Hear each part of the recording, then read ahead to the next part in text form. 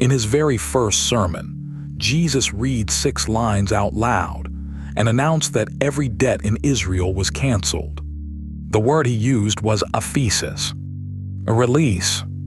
It means wiping out a loan, freeing a prisoner and forgiving a sin, all in one breath. Minutes later, the people who had watched him grow up tried to throw him off a cliff. This is the story of one Hebrew institution called the Jubilee.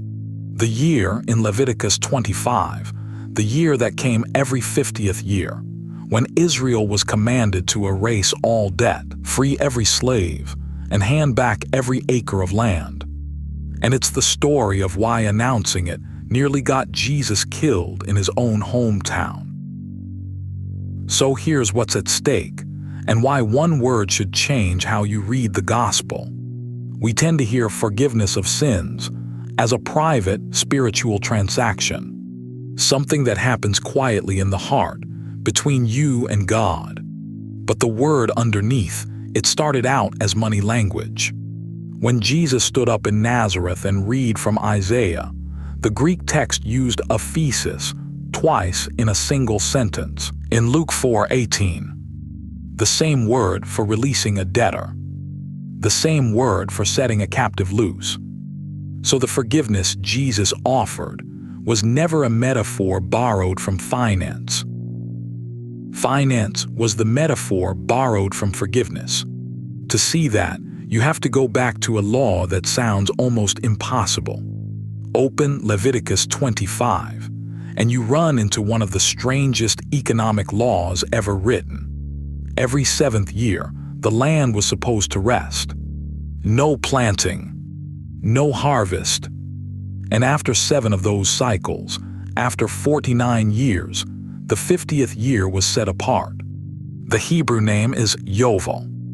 It's where we get the English word Jubilee. In that 50th year, 3 things happened at once.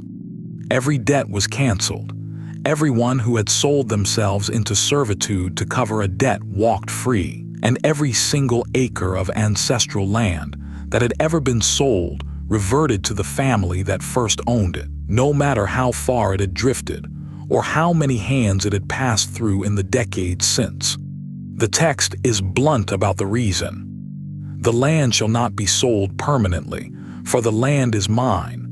God says in Leviticus 25:23, "You were never the owner. You were a tenant." Nobody could fall permanently to the bottom, because every 50 years the bottom got reset. And here's the detail most people skip right past. The Jubilee didn't start on New Year's Day. It was proclaimed on the Day of Atonement, Yom Kippur, the holiest day of the year, the one day the high priest stepped into the Holy of Holies. On that day, a horn sounded across the whole land. Which brings us to the word itself. Yovel probably doesn't only mean Jubilee. Most scholars connect the root to a ram's horn, the shofar. If they are right, the 50th year was named after the instrument that announced it. Leviticus 25:9 commands them to sound the horn throughout all your land. The Jubilee arrived as a sound. One blast on the Day of Atonement, and across Israel prison doors swung open, ledgers were torn up, families packed to walk home. Now I want to be honest about something scholars genuinely argue over. We have very little hard evidence that Israel ever fully carried out the 50th year Jubilee. There's no clear record of it running at scale, and a lot of historians think it worked more as an ideal than as a regular event, a vision of how a just society should look. Hold on to that because it matters for the ending. Whether or not Israel ever pulled it off, the Jubilee was the picture burned into their imagination of what God's justice does when it finally lands. There was a smaller, more frequent version they were far more likely to actually keep. And it's the bridge to everything else. Deuteronomy 15 lays out the Shemittah, the 7th year release. Every 7 years, Debts between fellow Israelites were to be let go. The command is direct. At the end of every 7 years you shall grant a release. The Hebrew word for that release is Shemittah, literally a dropping, a letting fall of what was owed. Look at the number 7, same rhythm as creation, where God rests on the 7th day. Same rhythm as the covenant that runs like a heartbeat through the whole Hebrew Bible. Debt release wasn't bolted onto the calendar as charity. It was stitched into the sacred week of years. 7 cycles of 7, and then the Jubilee on top, the 7th of 7s plus 1. Release built on release built on release. The entire system was engineered so that no debt could outlive a single generation. Now carry that idea into a small synagogue in Nazareth. Luke 4, verses 16 to 21. Jesus comes home, stands up to read, and someone hands him the scroll of Isaiah. He unrolls it to chapter 61 and reads, "The Spirit of the Lord is upon me, because He has anointed me to proclaim good news to the poor. He has sent me to proclaim liberty to the captives, to set at liberty those who are oppressed, to proclaim the year of the Lord's favor." That last line, the year of the Lord's favor, is Jubilee language. Isaiah 61 is built straight on top of Leviticus 25. And one detail rewards close reading. Jesus actually splices in a phrase from Isaiah 58:6, to set at liberty those who are oppressed, weaving 2 prophet passages into one declaration. Why does that matter? Because in the Greek of Luke 4:18, the word for liberty to the captives and the word for set at liberty is the same word used twice. Aphesis, a release, the Jubilee word. Then Jesus rolls up the scroll, sits down, and says the most dangerous sentence in the chapter. Today this scripture has been fulfilled in your hearing. He didn't say the Jubilee was coming someday. He said it was here.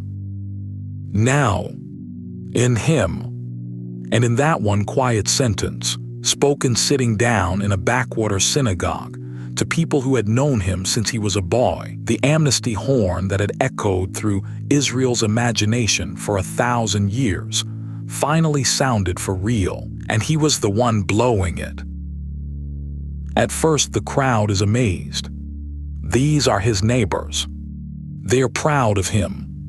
So why, 11 verses later, are they hauling Him to the edge of a cliff? Because of who the Jubilee was for. Jesus brings up 2 old stories.